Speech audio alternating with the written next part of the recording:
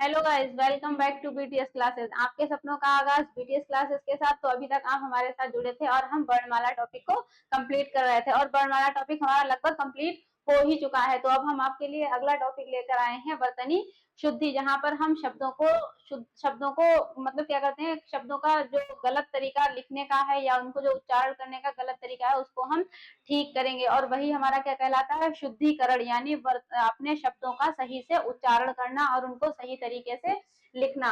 तो हमारा ये टॉपिक जो हम मतलब बहुत अच्छे से इसको पढ़ना है। इस टॉपिक में हम जितनी अच्छी प्रैक्टिस कर लेंगे ये टॉपिक हमारा उतना ही अच्छा हो जाएगा। यानी इसमें अलग से पढ़ने की कोई जरूरत नहीं है। क्या करता है, आपके उच्चारण पर निर्भर करता है। जितना अच्छा आपका उच्चारण होगा उतनी ही अच्छी हमारी वर्तनी शुद्धि हो जाएगी। तो हमारा टॉपिक क्या है, वर्तनी शुद्धि। तो इसमें देखते हैं वर्तनी शुद्धि क्या है।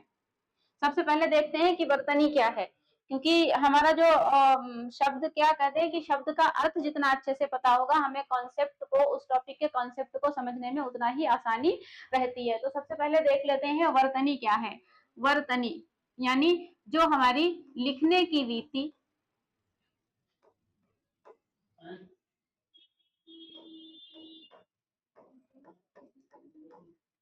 लिखने की रीति को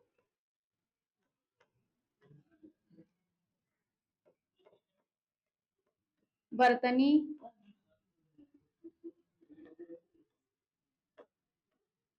अक्षरी या हिज्जे भी कहते हैं।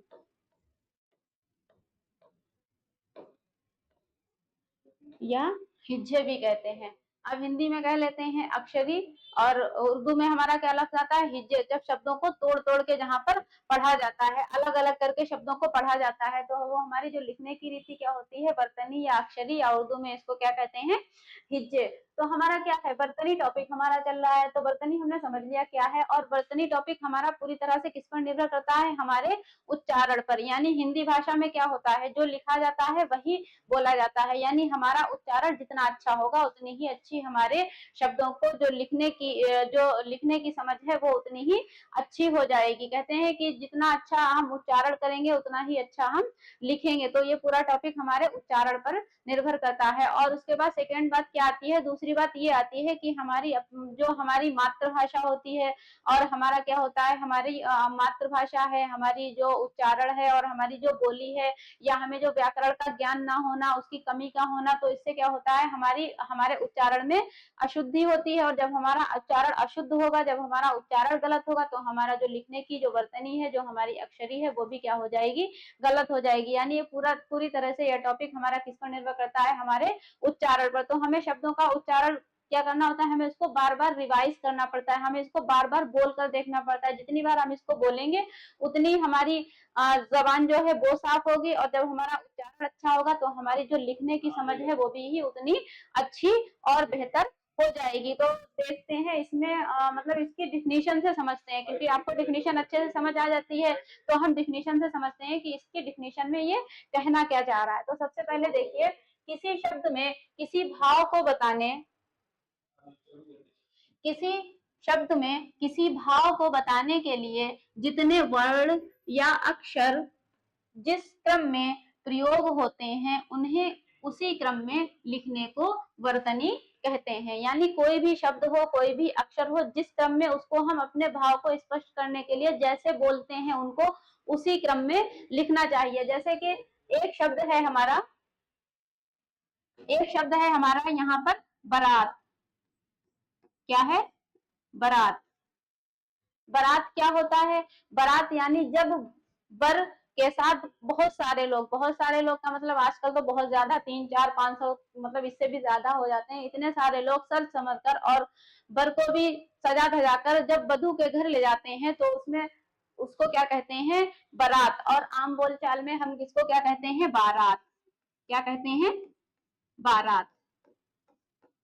ये हो गया बारात। और हमारा जो बारात शब्द है ये संस्कृत के शब्द,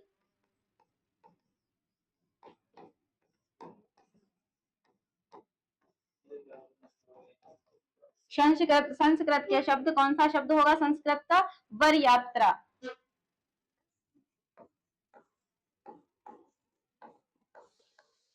वर यात्रा, वर यात्रा से क्या बन गया, बारात। और वर यात्रा से जो शब्द बना वो क्या बना, बर यात्रा, बर यात्रा, और बर यात्रा से ही बन गया बारात, बारात, बारात या बारात। तो आम बोलचाल की भाषा में हम क्या कह देते हैं इसको, बारात, और एक्चुअल में हमारा शब्द क्या होता है, बारात। क्या होता है, बारात,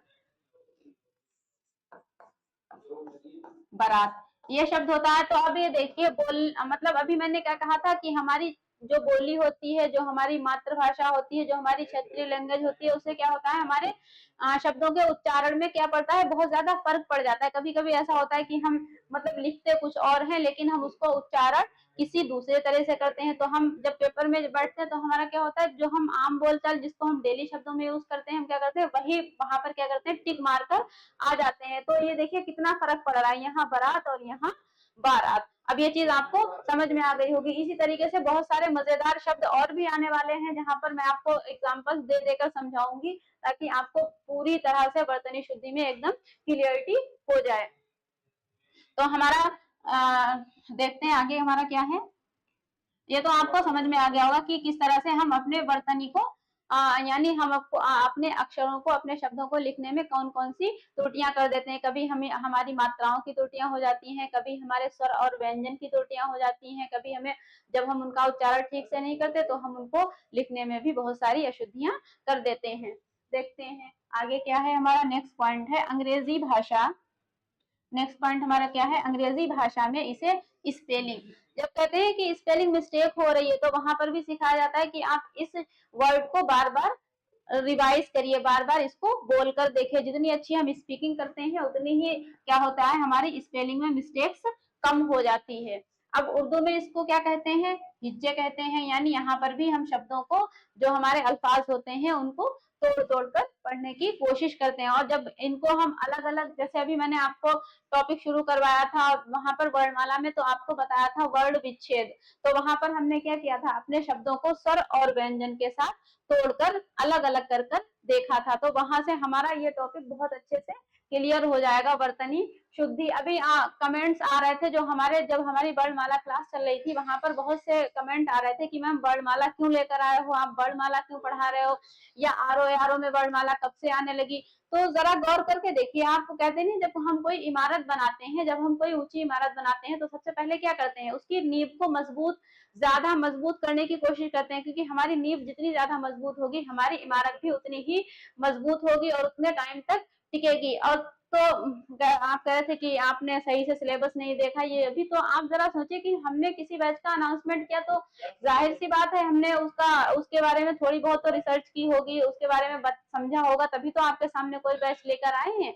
और हमने ये सोचा कि अभी काफी टाइम है आपके पास, तो क्यों ना आपको बिल्कुल बेसिक चीजों से लेकर चले, क्योंकि बहुत सारे ऐसे कैंडिडेट्स हैं जो पहले से तैयारी कर रहे हैं, उनको इन सारी चीजों का ज्ञान है। अगर वो इन सारी चीजों के बारे में समझते हैं, तो वो अपना रिवीजन वहां से कर सकते हैं। और कुछ स्टूडेंट्स ऐसे हैं जिन्होंने अभी अभी पढ़ना शुरू किया है, तो वहां से वो अपने कॉन्सेप्ट को पूरी तरह से क्लियर कर सकते हैं। अब आप देख रहे हैं, ये वर्तनी हमारा कोई अलग से कोई टॉपिक पढ़ने की जरूरत नहीं है। अगर हम अच्छे से वर्णों को समझ लेते हैं, अच्छे से अपने स्वर व्यंजन को समझ लेते हैं, और अच्छी सी मात्राओं को समझ लेते हैं कि कौन सी मात्रा का कहाँ पर यूज होना है। और हमारी वर्तनी में यही सारी अशुद्धियां होती हैं कि मात्रा का कभी गलत यूज होता है, कभी हमारी जो शब्द होते हैं उनको इधर उधर लिख दिया जाता है। तो ये सारी चीजें कहाँ से क्लियर होंगी, हमारी वर्णमाला से। इसीलिए मैंने आपको पहला टॉपिक आपका वर्णमाला से शुरू करा दिया। तो अब हमारी असल में हमारी प्रॉब्लम क्या रहती है कि हमको रटने और रटाने की शुरू से ही प्रैक्टिस हो चुकी है। मतलब हमें ये लगता है कि हमारे सिलेबस के अकॉर्डिंग जल्दी जल्दी से हमको सारी चीजें रटा दी जाए, और हम बस उतना सा करके और फ्री हो जाए। तो आप देखिए, अगर जितना हमारा सिलेबस दिया है, अगर उतना ही हमको पढ़ने से पूरा एग्जाम क्लियर हो जाता, तो जितने भी फॉर्म अप्लाई हुए हैं सारे के सारे अधिकारी बन जाते, कौन फिर इधर उधर भटकता। तो आपको समझिए, आप वर्तनी जब आप पढ़ेंगे तो वहां पर क्या आएगा, वहां पर मैं आपको संधि विच्छेद के बारे में भी बताऊंगी, तत्सम तद्भव भी बताऊंगी आपको। तो आप कहेंगे मैम संधि तो मेरे टॉपिक में है, मेरे सिलेबस में ही नहीं है, फिर संधि आप क्यों पढ़ा रहे हो। तो बेटा कहने का मतलब यह है कि सारी चीजों को आप कॉन्सेप्ट बेस पर कॉन्सेप्ट क्लियर करते चलिए, और जो वहां से दूसरे जो छोटे छोटे टॉपिक है, वो तो आपको खुद ब खुद क्लियर हो जाएंगे। अगर आपको स्वर व्यंजन का, वर्णों का, मात्राओं का अच्छे से ज्ञान है, तो आपको वर्तनी शुद्धि अलग से टॉपिक पढ़ने की जरूरत ही नहीं है। बस आप क्वेश्चन उठाइए, प्रैक्टिस करिए और सारे शब्दों को अच्छे से क्लियर करते चलिए। तो जब कोई चीज पढ़ाई जा रही तो आप उसको ध्यान से समझने की कोशिश करिए, कॉन्सेप्ट के हिसाब से उसको अच्छे से तैयार करिए, ताकि कोई भी क्वेश्चन कहीं से भी बन जाए। और आप ऐसा तो नहीं आप एक ही एग्जाम देंगे, आप कोई दूसरा एग्जाम देते हैं तो वहां पर वो टॉपिक हो सकता है डिटेल में पूछा जाए, तो आप इस हिसाब से भी उसको अच्छे से तैयार करते हुए चलिए। तो हमारा टॉपिक क्या चल रहा था, बर्तनी शुद्धि। और इस मतलब ये चीज नहीं है कि मैं गुस्से में या कुछ भी, ऐसा कुछ नहीं है, बल्कि आपको समझाने के लिए बात बोल रही हूँ कि आपको शुरू से अपना बेसिक मजबूत करके चलना है। तो ये सारी चीजें आपको बिल्कुल अच्छे से क्लियर हो जाएंगी, ताकि क्वेश्चन कहीं से भी आए।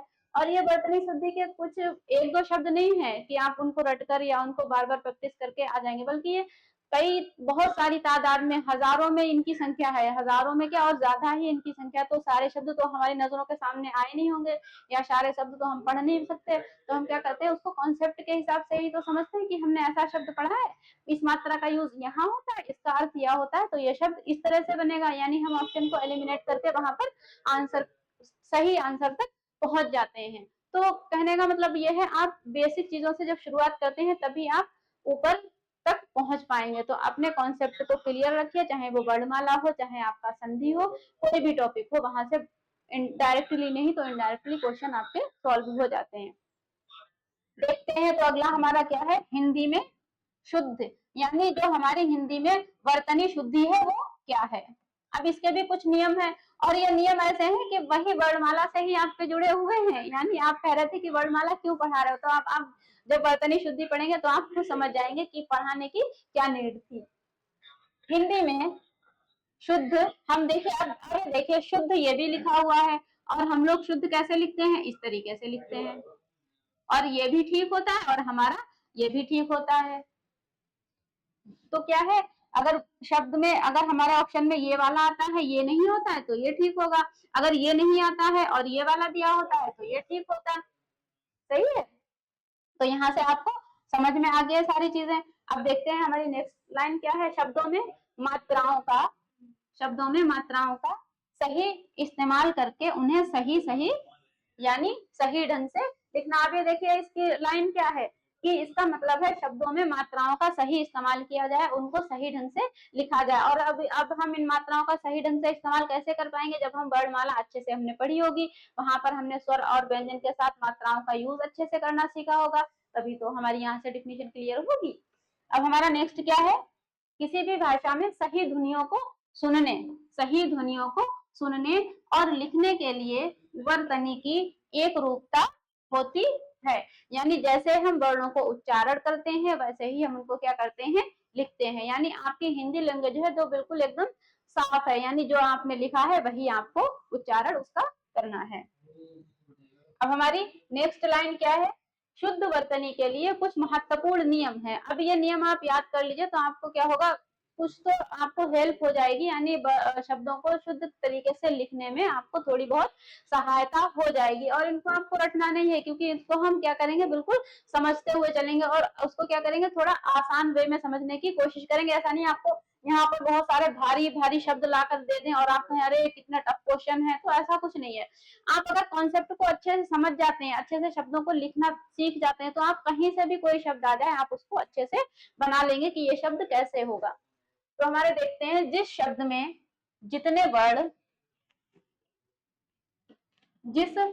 में नेक्स्ट हमारा ये यहाँ से लगे, हाँ ये देखिए,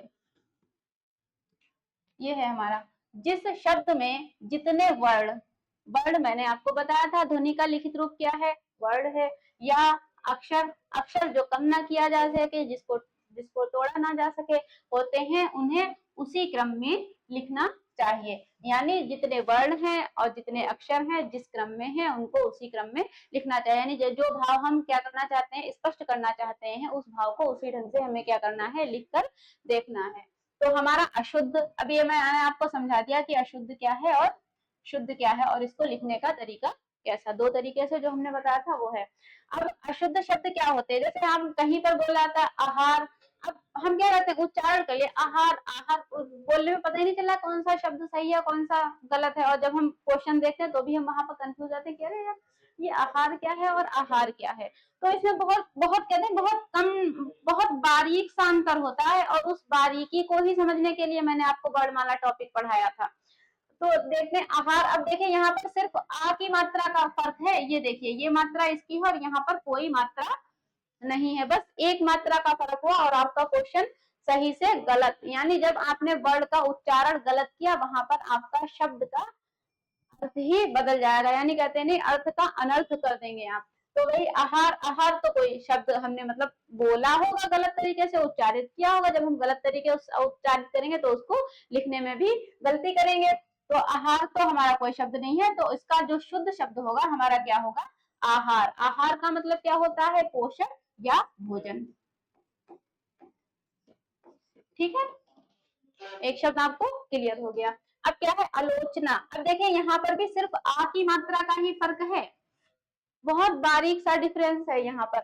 आलोचना और आलोचना यानी निंदा, किसी के बारे में आलोचना करना। अत्यधिक और अत्यधिक, अत्यधिक। देखिए यहाँ पर ये मात्रा और यहाँ पर ये कोई मात्रा नहीं है, बस बारीक सा बिल्कुल डिफरेंस है। और जब ये शब्द, अभी तो यहाँ पर 2 शब्द लिखे हुए हैं, जब आपको क्वेश्चन में ऑप्शन में जब आपको 4 शब्द ऐसे ऐसे करके दिए होते हैं तो वहां पर क्या होता है, वहां पर ज्यादा कंफ्यूजन होता है कि अरे ये तो इतना सा लग रहा है, ये इसमें इतना सा शब्द सही है। अगर वही आपको दे दे अत्यधिक, अत्याधिक, अत्याधिक या अत्याधिक ऐसे करके दे तो आप दो तो होंगे जो पूरी तरह से एलिमिनेट हो जाएंगे, आपको लगेगा ये गलत है। लेकिन कोई भी 2 शब्द हमारे ऐसे होते हैं जिनमें बिल्कुल बारीक सा डिफरेंस होता है, जो हमें क्या करते हैं ध्यान से उनको उच्चारण करने में ही समझ में आते हैं। अगर आप क्वेश्चन पेपर सॉल्व करें, वहां पर आपको 2 शब्दों के बीच अंतर समझ नहीं आ रहा, किसमें डिफरेंस क्या होगा, कौन सा शब्द सही होगा, तो आप क्या करिए आंखें बंद करिए, उस शब्द को बार बार बोलने की कोशिश करिए, बार बार उसका उच्चारण करिए, तो आपका जो सही शब्द होगा वो आपके सामने आ जाएगा। लेकिन कई बार हमारी बोली का असर होता है, जो हमारी लैंग्वेज क्षेत्रीय लैंग्वेज होती है, हमारी मातृभाषा होती है, कहीं शब्दों को कुछ और बोला जाता है, तो वहां से हमारी वर्तनी में जो अशुद्धियां हैं वो उनका बढ़ने का बहुत चांसेस रहते हैं कि वहां पर हम गलती कर देते हैं। लघुतम और लघुत्तम। अब ये देखिए बिल्कुल जरा सा बारीक सा डिफरेंस है, यहाँ पर अगर हम ता बना दें तो ये सही हो जाएगा हमारा, लघुत्तम यानी छोटा, बहुत छोटा। तदुपरांत, तदुपरांत अभी मैंने आपको क्या बताया था, मैंने आपको वर्णमाला में बताया था उ और ओ की मात्रा, उ और ओ की मात्रा यानी लघु और दीर्घ मात्रा। तो इसमें क्या हो गया, इसमें बड़ा उ की मात्रा लगा दी, तदुपरांत, तदुपरांत। और ये क्या हुआ, तदुपरांत, उसके पीछे या उसके बाद। गुरुपदेश, गुरु और ये देश, और ये क्या हुआ, गुरुपदेश। अभी मैंने आपको एक शॉर्ट वीडियो में भी बताया था कि उ और उ की मात्रा में क्या डिफरेंस है। अब ये देखिए गुरुपदेश, अब ये देखिए बिल्कुल बारीक सा डिफरेंस है, लिखा हुआ ऐसा है और ये ऐसा लिखा हुआ है। इसको देखते हैं, देखिए इसको अब ऐसे तोड़कर भी आप देख सकते हैं, गुरु प्लस उपदेश यानी गुरु का उपदेश। अब ये हमारा तो अभी संधि वाला टॉपिक यहाँ पर आ गया, और जबकि आपके सिलेबस में संधि नाम से कोई टॉपिक दिया नहीं है, तो आप कहेंगे अरे ये संधि क्यों पढ़ा रहा हूँ। तो चीजों को समझिए, आप कॉन्सेप्ट क्लियर करिए, ना कि किसी और चीज पर ध्यान दीजिए। आशीर्वाद। अब ये देखिए बिल्कुल यहाँ पर भी रा की मात्रा का बिल्कुल बारीक सा डिफरेंस दे दिया इन्होंने, क्या किया, आशीर्वाद, ये मात्रा कहाँ पहुंच गई, ये, जबकि यहाँ पर क्या मात्रा है, ई की मात्रा, यानी ये झटके से होगा आशीर्वाद। और हमारा एक्चुअल शब्द क्या होता है हमारा, आशीर्वाद। आशीर्वाद लेना, कहते नहीं जाओ बड़ों से आशीर्वाद ले लो। बोलने में हम गलती कर सकते हैं, जब हम बोलने में गलती करेंगे तो हम इसको लिखने में भी गलती करेंगे, इसलिए शब्दों का क्या होना चाहिए, सही सही उच्चारण होना चाहिए। सा और शा में भी ठीक से आपको उच्चारण करना आना चाहिए, ताकि आप लिखने में वहां पर कोई गलती ना करेंगे। अस्वीकार, अस्वीकार, अस्वीकार। अब ये देखिए अस्वीकार और ये अस्वीकार, मतलब जो स्वीकार ना किया जा सके, ठीक है, जिसको इनकार किया जाए, तो हमारा क्या हो गया, अस्वीकार। वही कहते हैं ना कि मतलब सफल होने के लिए सोचता तो हर कोई है, लेकिन मंजिल को वही पा सकता है जिसमें एक तड़प होती है, एक जुनून होता है, जो हमारे मोहित सर बार बार बोलते हैं, क्या कहते हैं, बिना कुछ किए बिना जय जयकार नहीं होती, कोशिश करने वालों की कभी हार नहीं होती। तो आप कोशिश करते रहिए और शब्दों को वर्तनी को अलग से पढ़ने की जरूरत नहीं है। आप क्या करिए, अपने जो टॉपिक है उनको कवर करिए, तो आपके वहां से ये क्या हो जाएंगी, अशुद्धियां जो आपकी हो रही हैं वो आपकी ठीक हो जाएंगी। श्रीमती, मती, अभी देखिए इसको कैसे हम उच्चारित करेंगे, श्रीमती, मती कहते तुम्हारी मती मारी गई है क्या, तो यहाँ पर ये मती मती वाला है, और ये क्या है, श्रीमती, यानी जो हमारी मिसेस श्रीमती। आगे देखते हैं, नंबर 2 पर हमारा है सर्वनाम और उसकी विभक्ति के बीच ही और तक की विभक्ति हो तो सर्वनाम से अलग लिखा जाता है। सर्वनाम आपको पता है, सर्वनाम क्या है हमारा, यानी जो क्या होता है, हमारा एक नाउन होता है, संज्ञा होती है, फिर हमारा सर्वनाम होता है, यानी सबका नाम जो अलग से क्या होता है, जिस नाउन के बारे में बताता है, क्या करता है, उसका कोई सर्वनाम होता है, तो वो हमारा क्या होता है, सर्वनाम। और सर्वनाम के बीच विभक्ति यानी ही अगर आता है या तक आता है तो इसको क्या करते हैं, सर्वनाम से अलग लिखते हैं। जैसे मान लो यहाँ पर वो उस तक, वह उस तक नहीं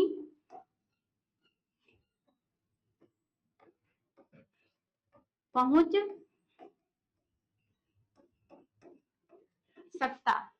अब ये देखिए, वह उस तक, अब ये तक हमने क्या किया, इसको अलग लिखा, और बाकी लिखने में हम क्या गलती कर देते हैं, उस तक को एक में ही लिख देंगे ऐसे करके, उस उस एक मिनट,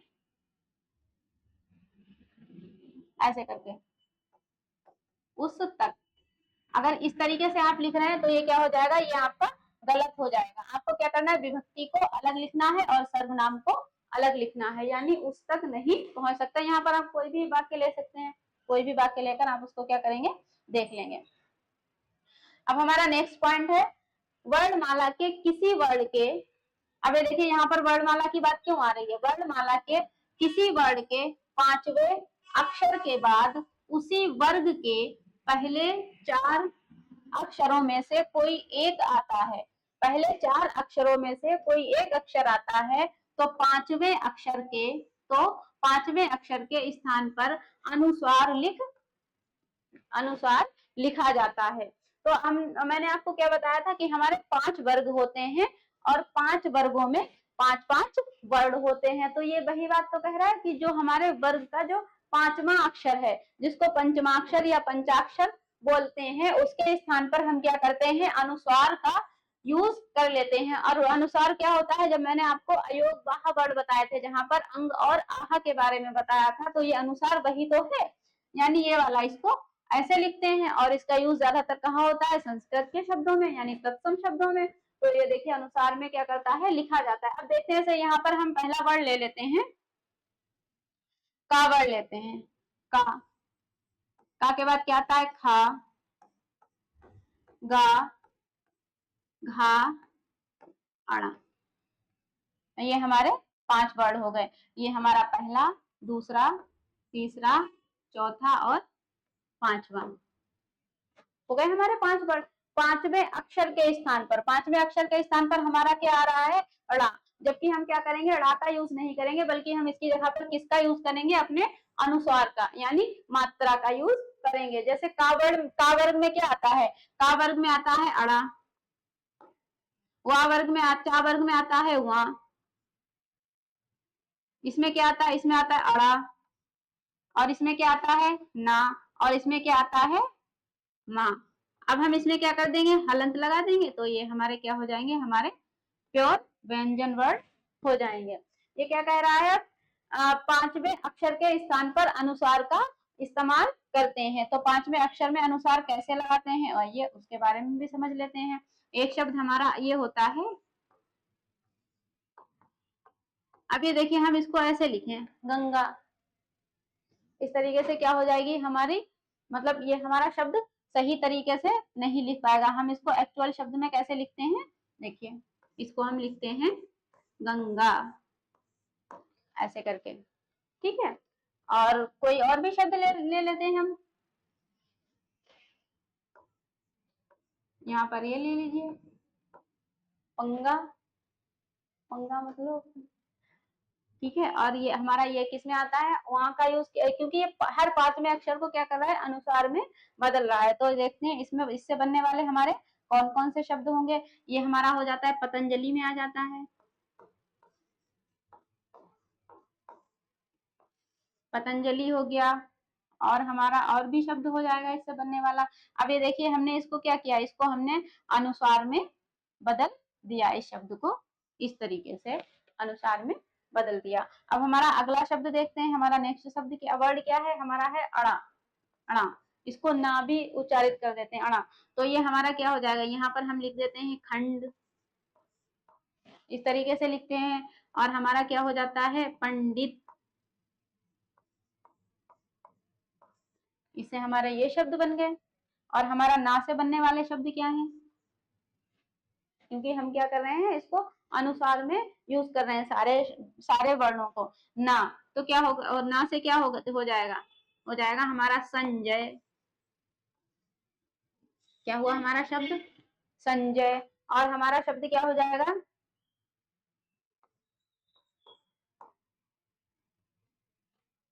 संजोग। और हमारा क्या हो जाएगा, संयोजन। इस तरीके से हमारे और भी शब्द बन जाएंगे। और हमारा माँ है, पा वर्ग में जो आता है, माँ से बनने वाले, क्योंकि हर शब्द पांचवें अक्षर को हमको क्या करना है, अनुसार में बदलना है। तो हमारा क्या हो जाएगा, जैसे हमारा एक शब्द बन जाएगा संगम, संगम। और हमारा क्या हो जाएगा, ये यहाँ पर हमारा एक शब्द बन जाएगा संदेश।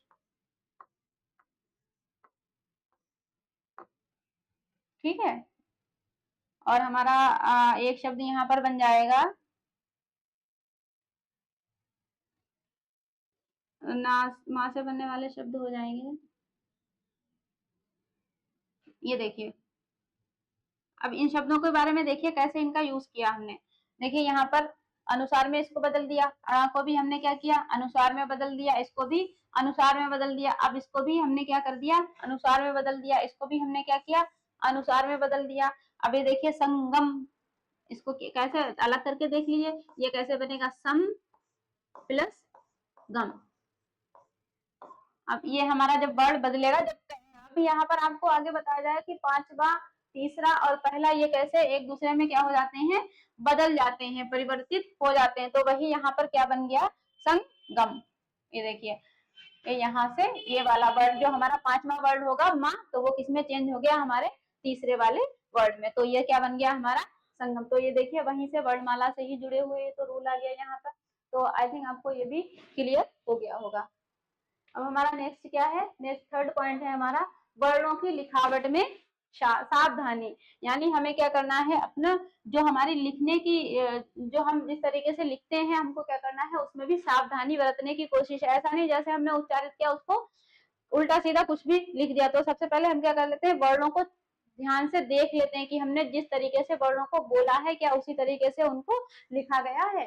तो देखते हैं वर्णों की लिखावट में सावधानी में क्या है। जैसे खा है, कुछ कहते नहीं है कि हमारी राइटिंग सुधर नहीं रही, या बहुत बड़े बड़े हो जाते हैं, राइटिंग साफ नहीं होती है, राइटिंग बहुत गंदी होती है, तो क्या करते हैं वहां पर हम क्या करते हैं, अपनी लिखावट में बेतरतीबी ला देते हैं। हम उसको अच्छे ढंग से लिखना ही नहीं सीखते। जब हमें क्या करते हैं, व्याकरण का अच्छे से ज्ञान नहीं होता, उच्चारण की समझ नहीं होती, तो हम शब्दों का सही ढंग से लिखने में क्या करते हैं, गलतियां कर देते हैं। खा को लिखते समय ध्यान देना चाहिए कि खा को इस तरीके से नहीं लिखना चाहिए, यानी ऐसे,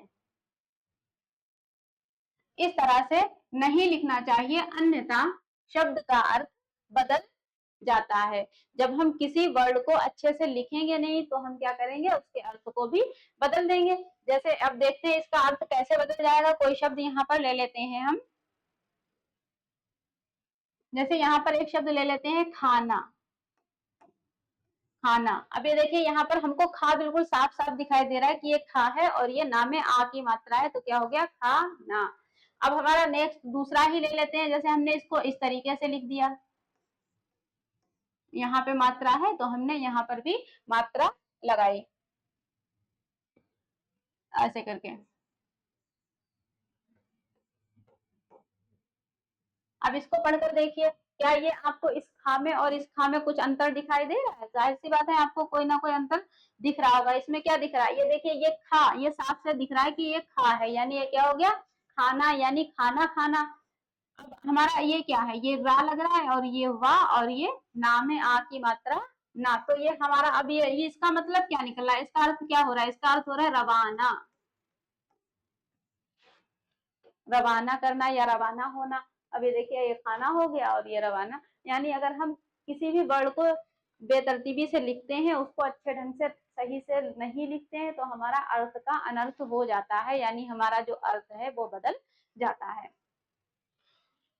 अब देखिए, हमारा फोर्थ पॉइंट है, वो क्या कह रहा है? शिरोरेखा। शिरोरेखा, कुछ वर्ड ऐसे होते हैं जिनके ऊपर शिरोरेखा तोड़ी जाती है, चाहे वो वर्ड शब्द के मध्य में हो या शुरुआत में हो या बीच में हो, यानी वो शब्द कहीं पर भी हो, लेकिन हम क्या करते हैं, वहां पर शिरोरेखा को तोड़ देते हैं। अब आप ये कहेंगे कि शिरोरेखा क्या होती है? तो हमारी शिरोरेखा क्या होती है? ये जो हम किसी भी वर्ड को, किसी भी अक्षर को जब लिखते हैं, तो उसके ऊपर जो ये लाइन खींचते हैं, तो यह क्या होती है? हमारी शिरोरेखा होती है। आपने देखा है, जब बहुत छोटे बच्चे होते हैं तो क्या करते हैं, वो जब लिखते हैं तो लिखने में क्या करते हैं, उनकी जो शिरोरेखा है वो बिल्कुल सीधी नहीं आती, कभी उनकी ऐसी चली जाती है, कभी ऐसी चली जाती है। तो उससे क्या होता है, हमारी जो राइटिंग है वो क्या लगती है, हैंड राइटिंग बहुत ही खराब लगती है, गंदी सी, की अरे ये गलती हो गई। तो हमको क्या करना है, शिरोरेखा का भी बहुत ध्यान रखना है, ताकि हमारी जो राइटिंग, हैंड राइटिंग है वो सुधार हो सके, उस राइटिंग में सुधार हो सके, यानी हमारी हैंड राइटिंग अच्छी हो सके, साफ सुथरी लगे, ताकि पढ़ने में आए। अब इसमें क्या कह रहा है, शिरोरेखा तोड़ी जाती है किसी वर्ड में। अब जब आपको वर्ड का ज्ञान होगा तभी तो आपको पता चलेगा कि वर्ड होता क्या है, कैसे उसको लिखा जाता है। तो हमारा देखिए, ये क्या है? धा है, और ये हमारा था है, और ये हमारा शाह है, और ये हमारे यहाँ पर कुछ संयुक्त व्यंजन भी है और कुछ हमारे वर्ण भी है, जो हमारे व्यंजन है, व्यंजन वर्ण है हमारे। ये देखिए इस तरीके से। अब इनकी शिरोरेखा कैसे तोड़ेंगे? देखिए, जैसे मैंने लिखा यहाँ पर उद्यान, उद्यान, इसको अलग पेन से दिखाएंगे ताकि आपको बिल्कुल क्लियर हो जाए सारी चीजें। अभी देखिए, यहाँ पर हम इसको ऐसे शिरोरेखा, यानी जो ऊपर की लाइन है वो हम इस तरीके से खींचेंगे। कोई दूसरा शब्द लेते हैं, तथा।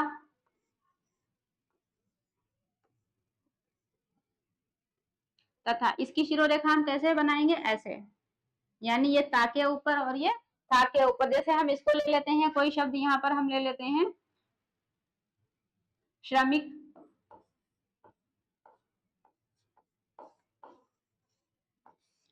श्रमिक, और शब्द कोई ले लेते हैं, कक्षा। कक्षा, ये संयुक्त व्यंजन है, इसके बारे में मैंने आपको क्लास में बताया था। कक्षा। और शब्द लेते हैं, भाव। सद्भावना, ऐसे करके लिखते हैं, सद्भावना, ताकि आपको अच्छे से क्लियर हो जाए। ऐसे कुछ लिखते हैं,